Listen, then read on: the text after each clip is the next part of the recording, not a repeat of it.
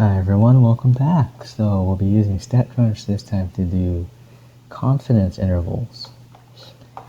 Okay, so we got three types of confidence intervals. We'll be doing a confidence interval with the z for this one.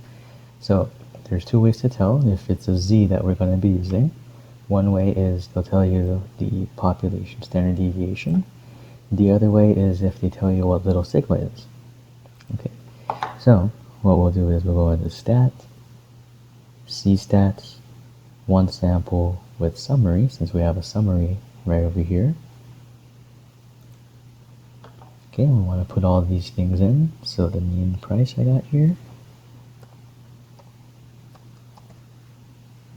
Oops. The population standard deviation.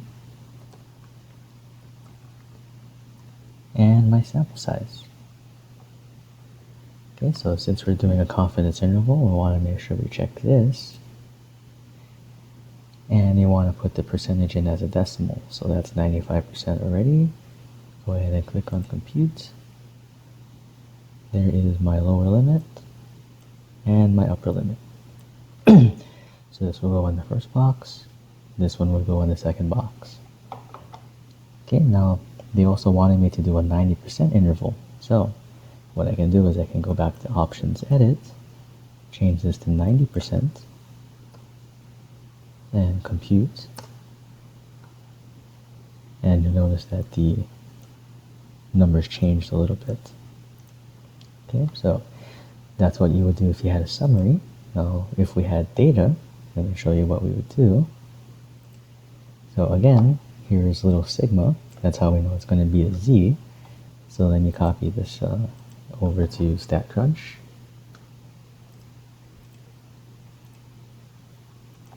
Yeah, I got no title, so I can click in the first cell there. Okay, so it's going to be the same way, except a little different. So stat, z-stats, one sample, and this time I have data. So I want to make sure I select with data. Okay, so go ahead and select the column. Here they're given the population standard deviation little sigma, so we want to make sure we put that in here. Okay, we're doing a confidence interval. First one is 90%, so change that to a decimal, then click on compute. Again, you want the lower limit and the upper limit. And then the second part, they want a 99% confidence interval, so we'll just go back and edit this information here, change this to 99%, and then click on compute.